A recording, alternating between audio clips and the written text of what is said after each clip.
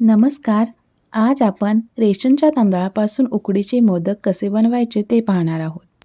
मोदक बनवताना उकड कशी काढायची, पारी कशी करायची, कळ्या कशा करायच्या, सारण कसं तयार करायचं, हे सर्व स्टेप बाय स्टेप मी या व्हिडिओमध्ये शेअर करणार आहे. त्यामुळे व्हिडिओ स्किप न करता संपूर्ण बघा.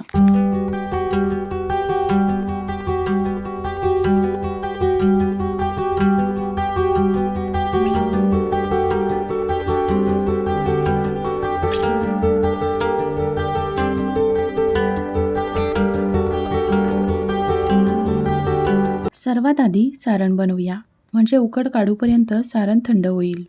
सारण बनवण्यासाठी कढईमध्ये 1 चमचा तूप घालायचं. त्यामध्ये 2 वाटी खोबऱ्याचा किस घातला.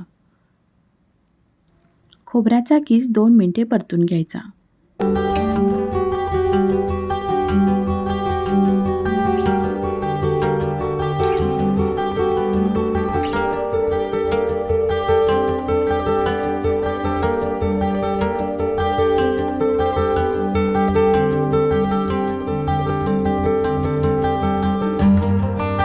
खोबरं बघा छान परतून झालंय.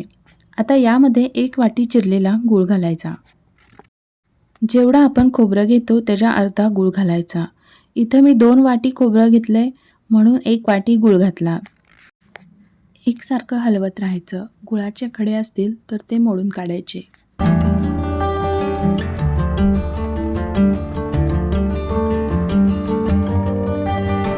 गूळ आणि खोबरं व्यवस्थित मिक्स झालंय. आता यामध्ये अर्धा चमचा भाजलेली खसखस आणि अर्धा चमचा वेलची पावडर घालायची.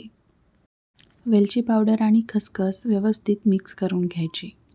गॅस बंद करायचं आणि सारण थंड होण्यासाठी बाजूला ठेवायचं. आता आपण उकड काढूया. कढईमध्ये 1 वाटी पाणी घातलं. त्यामध्ये चवीपुरतं मीठ घालायचं. पाण्याला खळखळून उकळी येऊ द्यायची. पाण्याला उकळी आली की त्यामध्ये 1 वाटी पिठी घालायची. पिठी मिक्स करून घ्यायची. ही पिठी मी रेशनच्या तांदळाची घेतली आहे. तुमच्याकडे जर बाजारात मिळते ती मोदकाची पिठी असेल तर उत्तमच, पण नसेल तर रेशनच्या तांदळाची पिठीसुद्धा तुम्ही घेऊ शकता. याचे सुद्धा मोदक छानच होतात.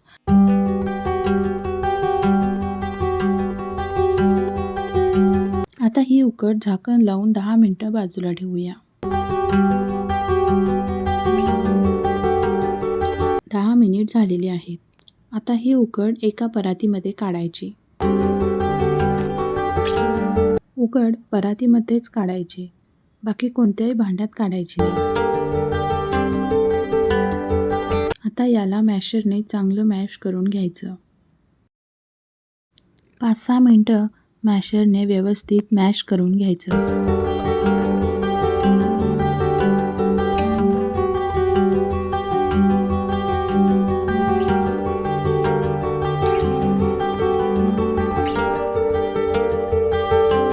पाच मिनिटं मी व्यवस्थित मॅश करून घेतले.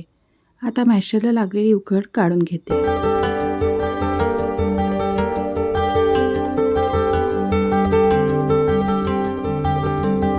आता उकड हातानेच मळून घ्यायची. गरज वाटली तर अधूनमधून कोमट पाण्याचा हात लावायचा.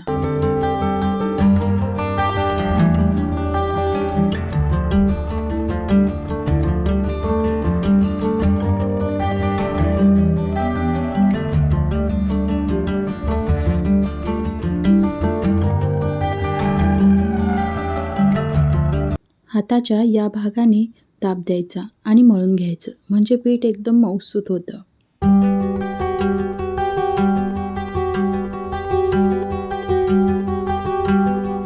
पीठ बघा कसं मऊसूत झालंय. सारणसुद्धा थंड झालंय. चला आता मोदक करूया. सर्वात आधी हाताला तूप लावून घ्यायचं, म्हणजे पारी हाताला चिकटत नाही. थोडं पीठ घेऊन गोळा करून घ्यायचा. गोळा करताना गोळ्याला क्रॅक जाऊ द्यायच नाही, म्हणजे पारी चिरत नाही. आता पारी करताना अंगठ्याला तूप लावायचं, म्हणजे पारी अजिबात हाताला चिकटत नाही आणि फाटतही नाही. बोटांच्या आणि अंगठ्याच्या मदतीने पारी तयार करून घ्यायची. तुम्ही बघू शकता पारी किती छान तयार झाली आहे. आता परत एकदा तुपामध्ये पोट बुडवायचं आणि पाकळ्या करायच्या. अंगठा, तर्जनी आणि मधलं बोट याने मी व्हिडिओमध्ये दाखवल्याप्रमाणे पाकळ्या करायच्या. तुम्ही जर नवीन असाल किंवा पहिल्यांदाच मोदक करत असाल तर हे काम थोडं सावकाश करायचं.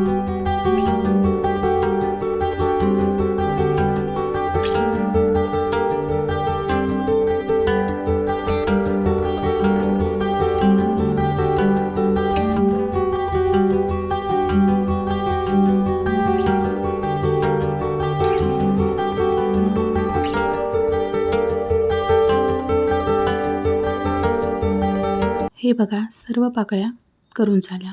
1 2 3 4 5 6 7 8 9 10 11 12 13 एकूण 13 पाकळ्या तयार झालेत. आता यामध्ये सारण भरायचं. जेवढं मावेल तेवढंच सारण भरा. माझं इथं 1.5 चमचा सारण बसलंय. आता या सर्व पाकळ्या एकाच दिशेने झुकवायच्या आणि मोदक मिटवून घ्यायचा.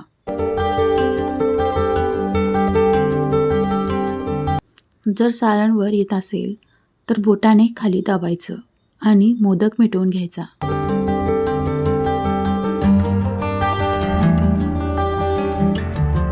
आणि हे जे एक्स्ट्राचे पीठ आहे ना ते काढून टाकायचं.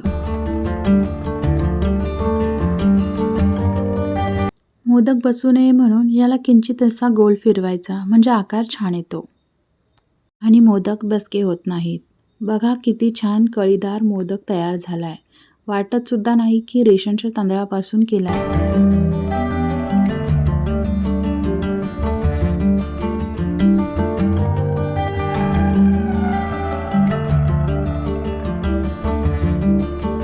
आता अजून एक मोदक करून दाखवते. आता जो आपण मोदक केला होता तो हाताने पारी करून केला होता. आता एक लाटून पारी करून मोदक बनवून दाखवते. आता हा गोळा लाटून घ्यायचा. पोळपाटाला आणि लाटण्याला थोडं तूप लावायचं, म्हणजे पारी चिकटत नाही. ही पारी लाटताना अगदी हलक्या हाताने लाटायची. आता ही पारी तयार आहे. याला सुद्धा मगाशी केलेल्या त्याचप्रमाणे कळ्या पाडून घ्यायच्या.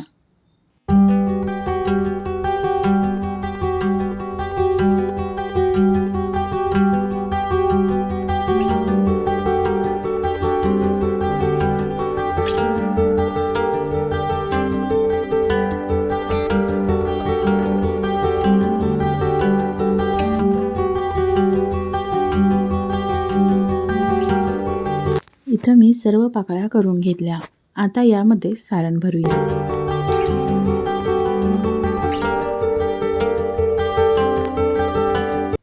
आता सर्व पाकळ्या एकाच दिशेने झुकवायच्या.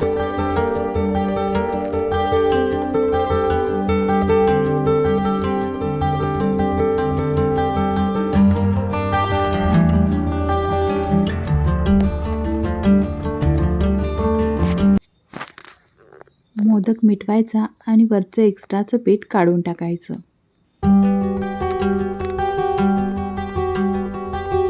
हा मोदक सुद्धा बघा किती छान कळीदार तयार झालाय.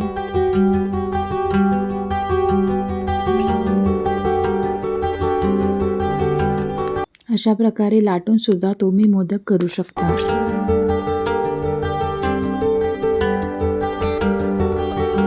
आता हे मोदक उकडायला ठेवूया. स्टीमरमध्ये मी पाणी उकळायला ठेवलं होतं. याला उकळी आली. आता यामध्ये मोदक ठेवूया. मोदक ठेवताना हळदीच्या पानावर ठेवायचे, म्हणजे छान सुवास येतो. माझ्याकडे हळदीचे पान आहे म्हणून मी हळदीच्या पानावर ठेवलेत. जर तुमच्याकडे हळदीचे पान नसेल तर प्लेटला खाली तूप लावून मग मोदक ठेवायचे, म्हणजे मोदक खाली चिकटत नाहीत. हे मोदक मी 12 मिनिटे मीडियम गॅसवर स्टीम केलेत. मोदक बघा किती छान उकडलेत. मस्त असा हळदीचा सुवास येतोय. या प्रमाणात माझे 14 मोदक झालेत आणि 2-3 मोदकांचं सारण उरलंय. यावरून तुम्ही अंदाज घेऊ शकता. एक मोदक मी तोडून दाखवलाय. आता यावरून तूप सोडायचं आणि आस्वाद घ्यायचा. उकडीचा मोदक, वरून तुपाची धार, म्हणजे सुख. तर कसे वाटले तुम्हाला माझे उकडीचे मोदक? कमेंट करून नक्की सांगा.